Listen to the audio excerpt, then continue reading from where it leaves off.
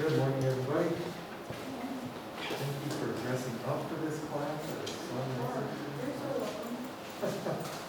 No, you guys look like $1,000,000. I heard that you were going to be recording. Is that right? In the next hour? So, yeah, terrific. Well, you already got the snazzy part down. All right. So to get underway today, you guys, if you would, maybe you have already, if you start out by taking out your workbook right away and opening up to page 63, I do want to take some questions on the 4 examples that you had for homework for today. They were numbers 4, 8, 10, and 11. Those only. And I see we have a question. Yes? I just wanted to clarify something. You don't have to double the root. It's just you can double any note except the base, right? In the 1, 6 and the 5, 6, yes. So it doesn't have to be root. Correct. Yeah, you can double any note in the chord except for the bass. That's desirable. Hopefully, when you went through numbers 4, 8, 10, and 11, you have some inner voices that are relatively smooth, meaning that hopefully you have some inner voices where they didn't have to move much. And if they did move, maybe they moved by just a step, or maybe they had to leap by a third. But I don't think I have anything where any of the inner voices leap larger than a third, I think, in any of these problems. So hopefully it should be pretty, what I like to call smooth again. Does anyone have any questions about 4, 8, 10, or 11? Does anyone want to see any of those?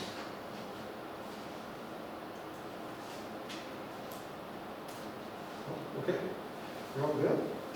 That's fine, you're great. I'm good if you're good. What I have today then is I have a little copy from your homework quiz. I'm going to choose 2 out of the 4 that you had to do for today.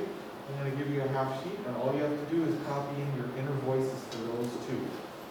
Okay, so let's take a few minutes to do that, and then we can move on from there.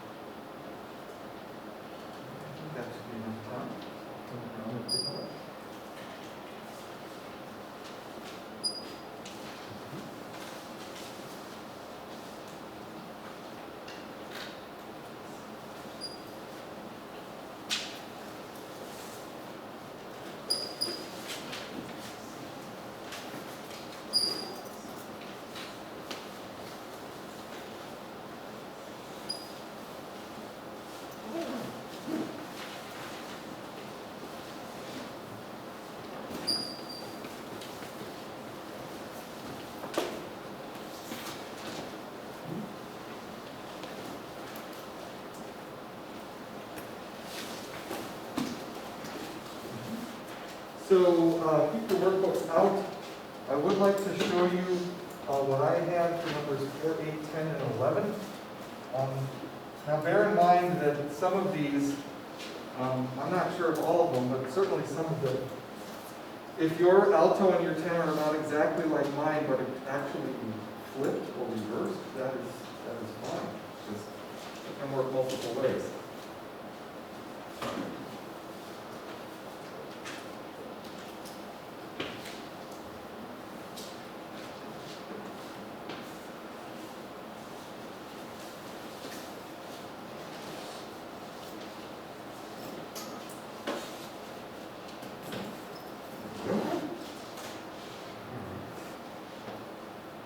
Number 4.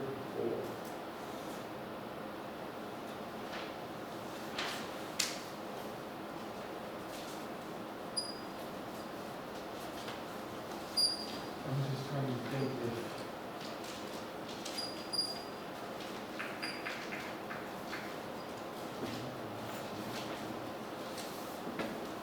I think it might work to have my what I have in the alto and the tenor to have it flipped around.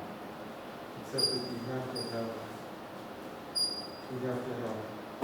well, yeah, you have to have the alto A up in the staff, and you have to have the tenor. If you put the F in the tenor, you have to have a couple ledger lines above the base staff.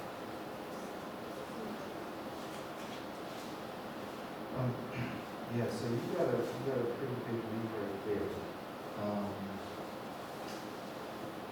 I guess the question would be,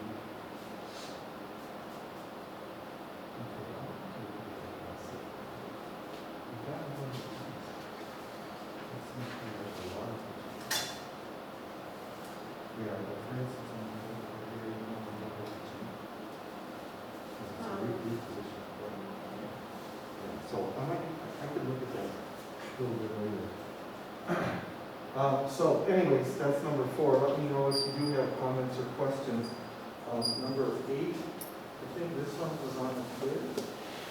And I know if you did flip my tenor and my alto around, you should be fine still.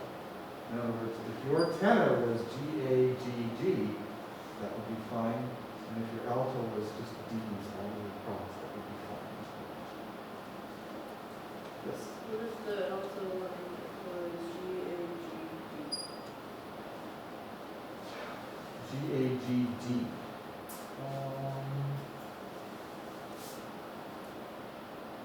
I think that would be fine, no serious errors there.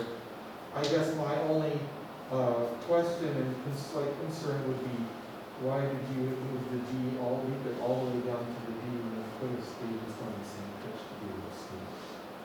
That would be my only concern. But I don't think there'd be any, if I'm just looking at what you have here, I don't think there would be any serious or major errors against the yellow sheet. Yeah, whenever, I guess I should mention that as we start working more on this part writing, you want to strive for minimal movement in the upper 3 voices. Minimal movement. And at the same time, you have to obey the doubling rules that we've been talking about. With those 2 things, obeying the doubling rules and using minimal movement in the top 3 voices, I think that's the best recipe for success when you start dealing with this kind of freer part writing. Okay, let's go on to number 10.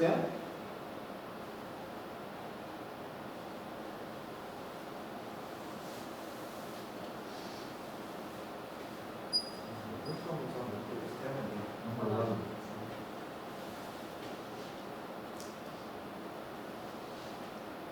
I always strive, at least for these initial type of exercises, I strive to keep the inner voices as smooth as I can.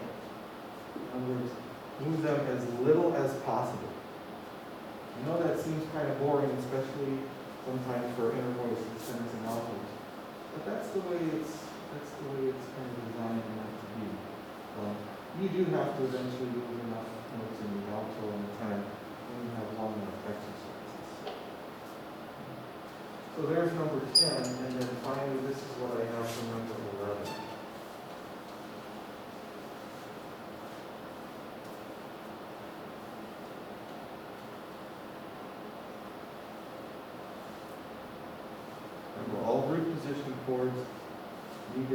bass note or their root doubled.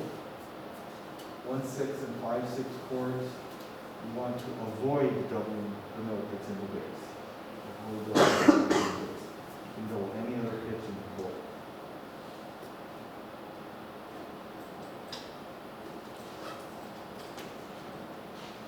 Any other questions before I move forward?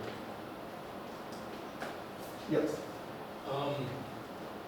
For, and I know it's back to 10, but Okay. is it okay if I just flip the first note?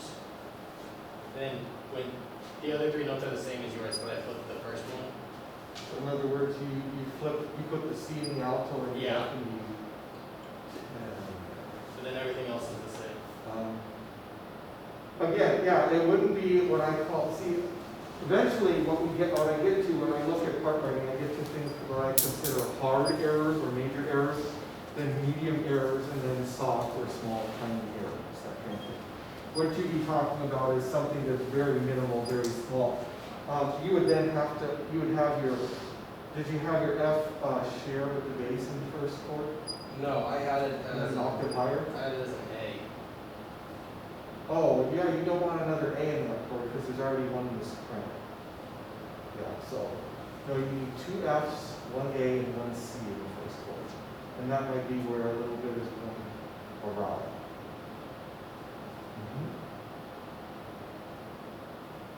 Does that make sense? Yeah. Good.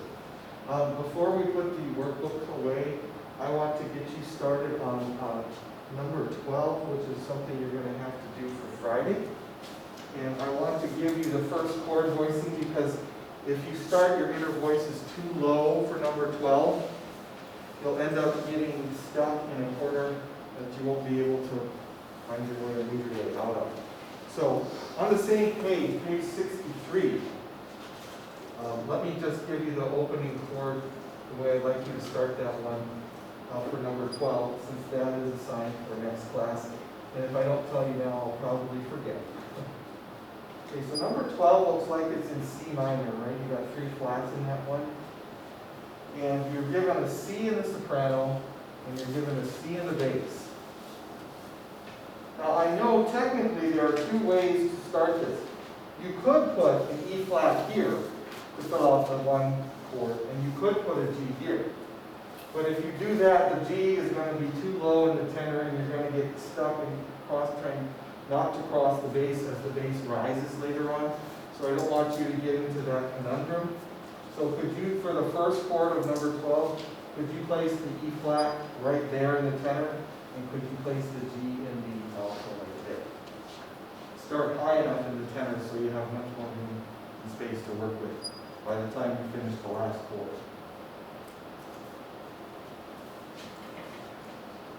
So put that in for the first chord for number 12 and start with that voicing, and you should be okay. By the way, I probably shouldn't say this, but can you tell me what are the last 2 Roman numerals of number 12? Does that mean anything special to you? Sure. I'm just saying.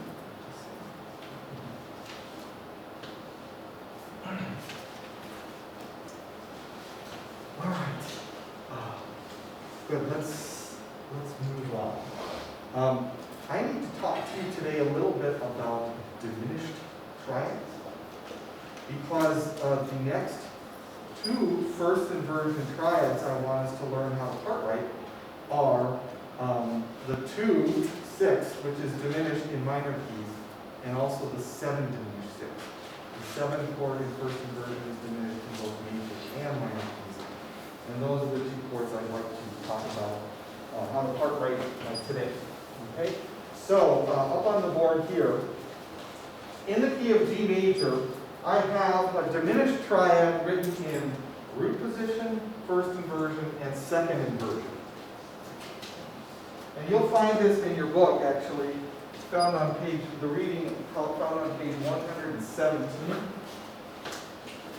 I don't know, I can't remember if I have mentioned this or not. Maybe I've mentioned it too many times, but we do not use, in the style of music we're studying, we do not write or use diminished triads in root position, nor do we write or use diminished triads in second inversion. The only proper, allowable, legitimate, legal base position for a diminished triad is first inversion. It's only first inversion, this one right here. That's the only one allowed. This one is not permitted, not in root position. This one is not permitted for a diminished triad. And let me explain to you why. Early composers considered a chord to be acceptable only if all of the intervals above the bass were consonant. Let me say that again. Early composers considered a chord to be acceptable only if all of the intervals above the bass were consonant. Now, we have talked about intervals in this class, and if you have me for oral skills, we're really hammering in the consonant and the dissonant intervals as well. But let's just take a look at what we have above the bass in each of these bass positions. In the root position of a diminished triad, we have F sharp to an A, that's a minor third. That's a consonant interval, is it not? Yeah. But this interval, F sharp up to C, that is a diminished fifth. And all diminished and augmented intervals are considered dissonant. And so for this reason, the root position of a diminished triad was rejected. Let's skip over here to the second inversion of a diminished triad, and let's see what intervals it has above the bass. Notice that C up to F sharp, the very first interval we find above the bass, is an augmented fourth. And immediately that is a dissonant interval.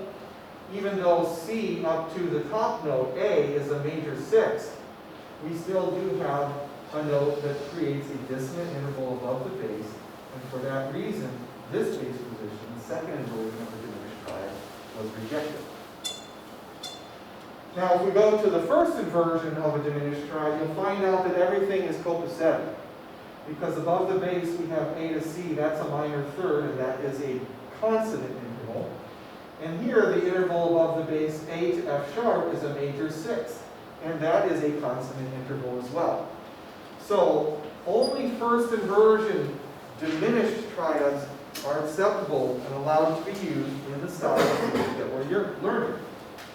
So we are not going to write root position diminished triads from now on, nor are we going to write second inversion diminished triads from now on. We shouldn't. We should just stick to the first inversion for diminished triad. Any diminished triad, right? And I think the only diminished triads we encounter are in, well, the seven diminished triad, as I said, that occurs naturally or diatonically on the seventh scale degree in both major and minor keys. But in minor keys only, the triad on scale degree 2 is diminished in minor keys. And so we need to only use that in first inversions from now on. All right. Now, let's talk about the new doubling rule for part writing 2 6 chords and 7 diminished 6 chords. I'm going to fill out a little tiny small table or chart here for you to get you to understand that. And then I'm going to give you a handout to help you remind you of these things. So, we have learned so far in first inversion chords that we've learned how to part write the 1 6 and the 5 6. And the rule for that was do not double the bass. Double anything except for the bass note in those chords. There are new doubling rules for the 2 6 and the 7 6 chords. The preferred doubling rule for both of these chords is, and I'm going to put that up here in the plan A box, it is to double the bass.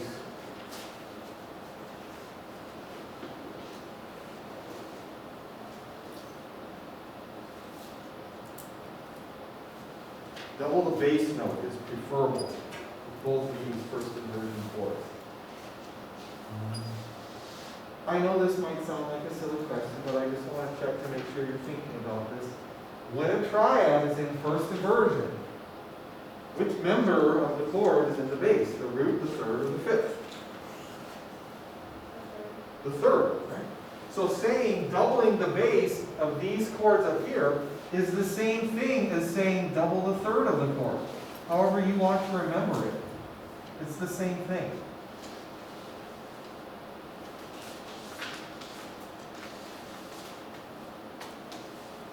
I just tend to remember double the bass of those chords. That's the easiest for me to remember.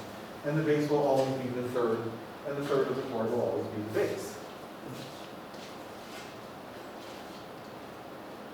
All right, now, there is a secondary doubling option you can use for these chords in case doubling the bass is not going to be that smooth. It depends on where you're coming from in the prior chord and what notes you're going to in the chord after these. But if it simplifies or smooths out the voice leading, you may choose, as a secondary option, you may choose to double the root of this chord, and you may choose to double the fifth of this chord.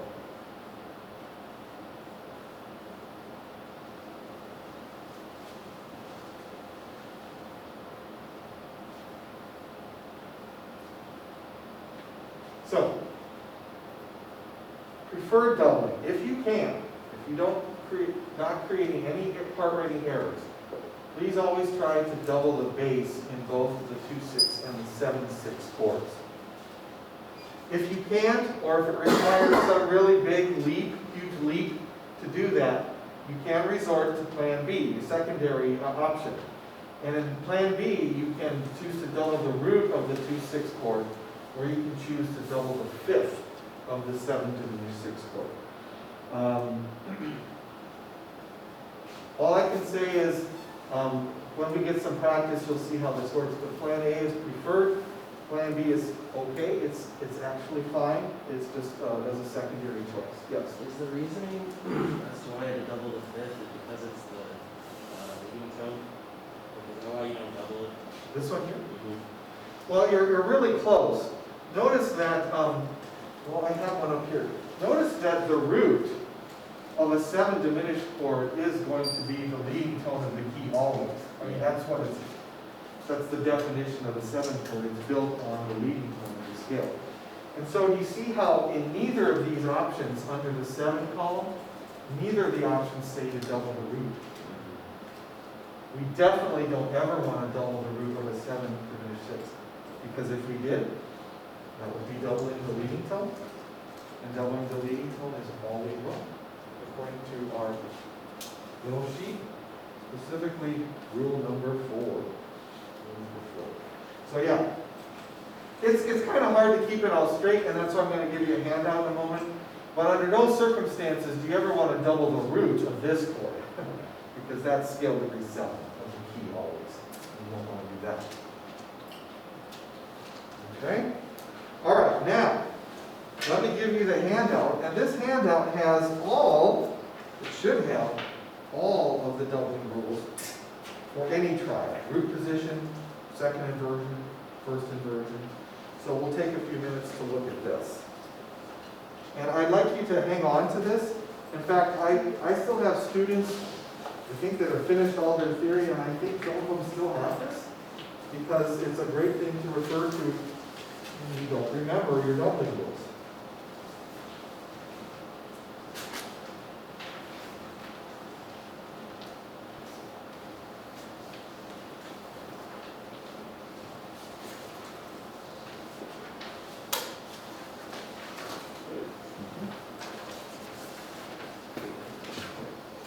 Now, let's look on the table too.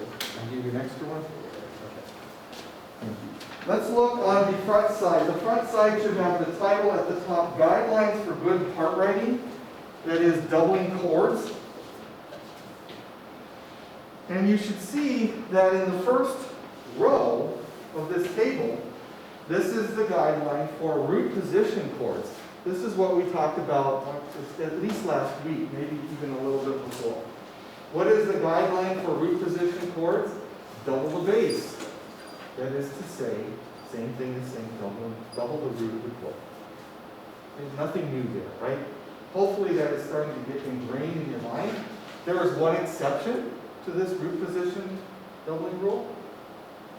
When 5 goes to 6, you see that?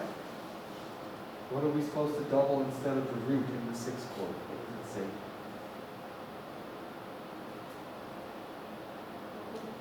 Yeah, double the third of the 6th chord when the 6 comes immediately after 5, like it does right here. We talked about that. That's called, what's that progression called? It starts with a D.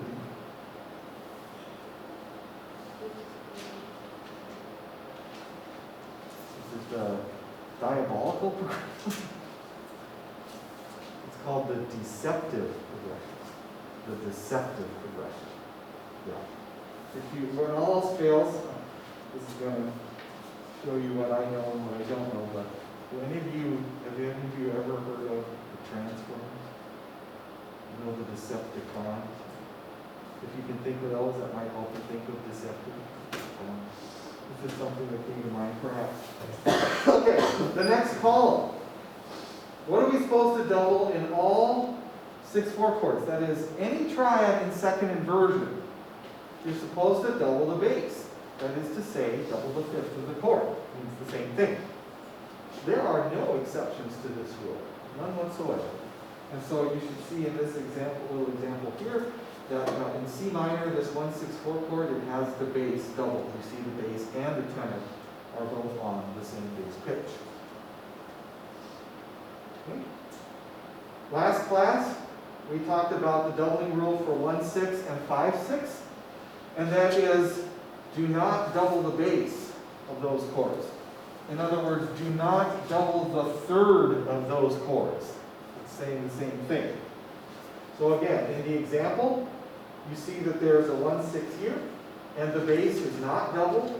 That's an A, and there's only that one A in the whole chord. And in this example here with the 5/6, there's an E in the bass, and that is the only E in the chord. It is not doubled. And that's proper doubling for all those chords. It's just kind of summarized for you on the front side of the sheet. Now, let me know if you have questions or comments about this. Otherwise, let's turn the sheet over. On the back side at the top, this is what is new today. What's the doubling rule for 2/6 and 7/6? Well, here it is right there. Double the bass. That is to say, you do want to double the third of the chord. And in this example here, you'll see that the bass A is doubled. There's an A in the soprano and the bass. And in this one, the bass is doubled too. There's a C in the bass and the tenor. Okay. Off to the right, these are plan B, what I have on the chart here. It's okay to double the root of the 2/6 chord, and it's okay to double the fifth of the 7 diminished 6 chord. If it simplifies the leading, when I say if it facilitates smooth voice leading, if you don't have to move the inner voices as much, you can choose to double these alternate notes in these chords.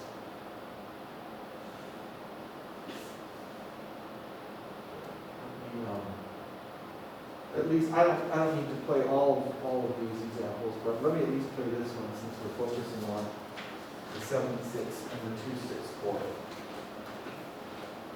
The short example you have here in the key of G major that is part written correctly sounds like this.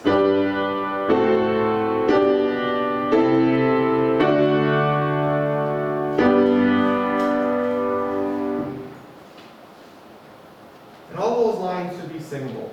You look at the contour of the alto and of the tenor, and basically everything is just moving by step, is it not? In fact, besides the last jump in the bass there.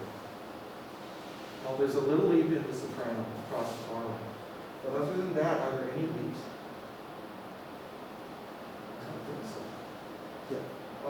This might be a stretch, but can you play it with it having a tritone in it? Like if you use the root position for the 7 diminished 6? Oh, like if I use the root position? Yeah.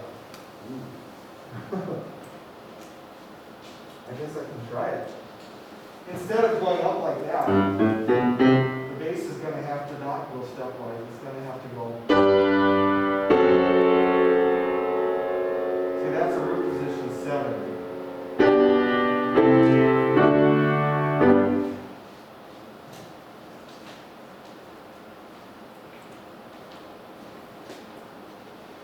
Okay. Let's move that there. Now, what I'd like to do next is I'd like to take a little time to do some part writing involving various first inversion chords, also mixed in with some root position chords as well. See if we can put all this together. I know on your assignment sheet, it says that we're going to get to suspensions today, which is one of the non-chord tones. And I decided against doing that because suspensions are just really involved non-chord tones. And I thought I'd just wait till next class to start them fresh. And then we have a little more time. Oops. So pardon my notation on part writing. We're going to start part writing a progression that's in the key of G minor, just for some practice. And we're going to be in 4/4 meter. And I'm going to give you the first chord here.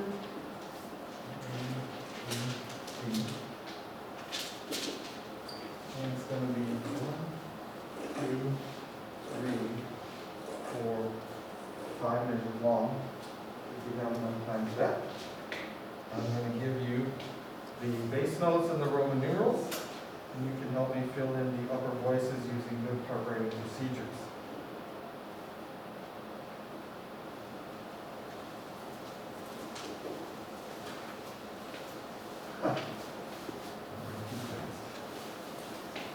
In fact, I can also do us these soprano notes to save some time.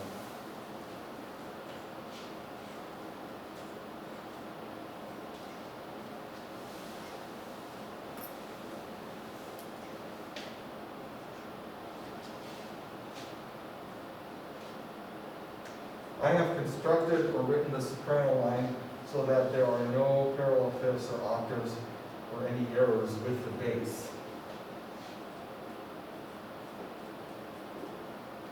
Why do I need to sharp the F's in this example? There's one over there and there's one. Because it's leading tones in a minor. That's right, because it's the leading tone in a minor key. Okay. Well, let's get to it. Notice that after the first chord, which I've given you, which is a 1 chord, notice we have to go to a 5/6. And again, this gives us good practice to use the two principles for this freer type of part writing that I like to call it. Number 1, you got to know your doubling rule for the chord you're going to. Number 2, try to use minimal movement in the top 3 voices. Minimal motion. You don't want to have to leap, certainly not by a 5th or a 6th or a 7th in any of the voices. That would definitely be wrong. Okay, so in the key of G minor, sometimes it helps just to know what the pitches are, right? The chord, 5 chord in G minor is D, F sharp, A. What am I not supposed to double in the 5/6?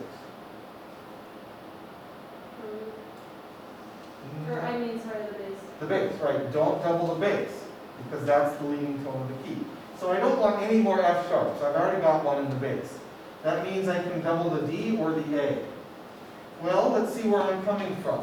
Let's check the alto. Do I have to move the alto at all? No. Sorry, altos, but this is good for me. Okay. And what's closer to the B in the tenor? Is it the D or the A? I would say the A, right? The A is only a step away. If I went up to a D, I'd have to leap a third, which isn't all that bad, but this is closer, and it doesn't create any part writing errors. Okay? Good. Going back to a 1 chord, which in this key is G, B flat, D. What do I want to double in this chord? The root, which is the bass. You're right. So I want another G. Where do you think I'm going to get a G closer from? The alto's D or the tenor's A? Yeah. so I'm gonna move this down to G. Now I've got the right doubling. What's the only pitch I still need in my D chord? I need a D, right? Look at that. How close you're right there? Huh. Could this be any more interesting? Okay. All right, now we're coming to a new one. All right, what do we want to double if we can? In the 7th and in the 6th chord. The 3rd or the bass. Sure. Okay? What's note is in the bass? The A. Do I have another A already in the chord? It's like everything is coming up what you need it to do. It's like perfect. Okay, so we don't need it, we got the right doubling. By the way, this chord is F sharp, A, oops, A and C. So we need to get an F sharp and a C. So we got the A's. Well, what do you think? What are you thinking? Where should the F sharp go? In the tenor or the alto? Tenor. Okay, I would agree. I would make sure you put the accidental on. And then the C must therefore go in the alto. Now, let me ask you this. Did I accidentally lead you to create parallel fifths between the tenor and the alto here? No, Okay, I did not. Why? What is that example of? because the F is sharp too. Okay? Yeah. See, this is a perfect fifth, D to D, yes. But this, in the same two voices, is not a perfect fifth. F sharp to C is a diminished fifth.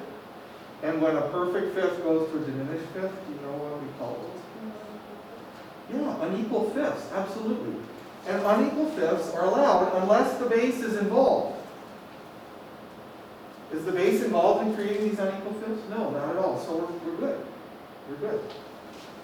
So I don't have to mark that wrong, and I would not mark that wrong. It's not exactly perfect parallel fifths. Okay. Going to the next chord, keep an eye on the time here. This is a 1 chord again. So D, B flat, D. This is supposed to say 1/6.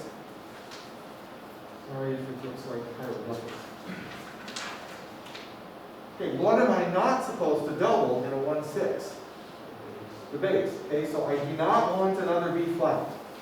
That means I can have the G doubled or I can have the D doubled. Well, let's see where I am. Wouldn't it just be simple enough to just move this back up to a G and this one back up to a D? And then I happen to double the G, which is allowed. I'm not doubling the bass. Did I create parallel fifths between the tenor and the alto again? No, it's still unequal fifths because the F is sharp. Still unequal fifths. So we're good. All right, the next, oh good, this is another one. The next chord is A, C, E flat in this key. What should I try to double in a 2/6? Yes. Double the C, double the bass, the note that's in the bass. Okay, do I have another C? No, I don't. Could I get another C pretty close to either the alto or the tenor? Yeah, which one? The alto, Let's try that. And that means the only other pitch I need, what am I missing in this A, C, E flat? E flat. Could I get one in the tenor? Yeah. Is it okay that the tenor leaps down to third? Yeah. Leaping of a third is fine.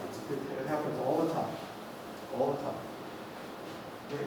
Well, this is really good. The next chord is G, B flat, D again. But notice it's a second inversion from. What do we double in all second inversions? The bass. That means I need another D in this chord. Okay, yeah, you might think alto, but what happens if I put a D in the alto? What have I created with the bass now across the bar? Yeah, do you see the parallel octaves? C to D, C to D. Nasty, right? Get that garbage out of here. So you gotta pay attention, right? So where's another place I can get another D from? But yeah, can the tenor go down and share with the basses? Absolutely. And I don't have to parallel off with it. Okay, what note am I missing then in this chord? The B. So we'll put it right there. Now, 1, 6, 4 to 5. Remember how I told you to part write this chord unit, chord progression? Notice that the note that's doubling in this chord is also the note that should be doubled in this chord. Can I do this then? Sure. Yeah. Is that parallel unison? No, it's not. It's static unison. Static motion, which is no motion at all, is okay. At the fifth, at the octave, at the unison, they're not moving to new notes. It's not parallel motion, it's just static. Yes. Is parallel unison's a thing? Yes, it is. Okay. You don't want to do that. Okay, so after I keep the two double notes the same, static, I slide them over. What am I supposed to do with the remaining two voices? Move them how?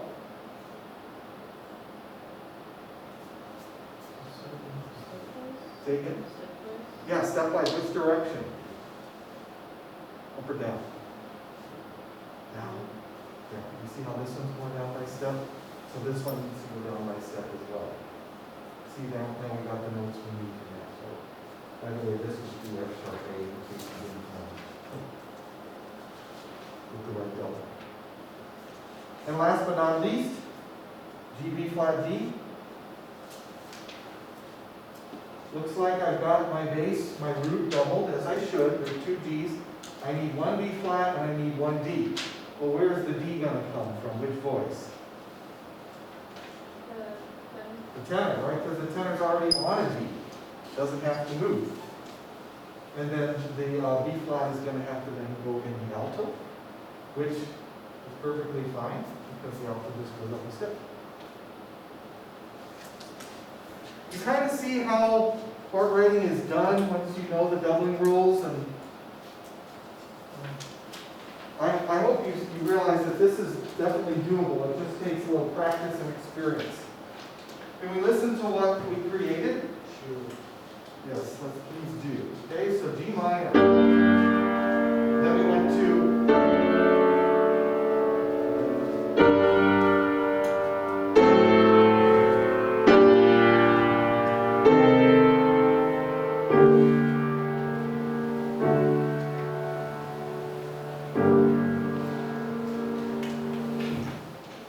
it's super singable. Super simple. And look at this, we even got the alto, we stayed on the D for a while, but then we started doing some motion, and you got to sing some, and look, the tenors are all, they get to sing a lot of different notes. Okay, does anyone have any questions about this?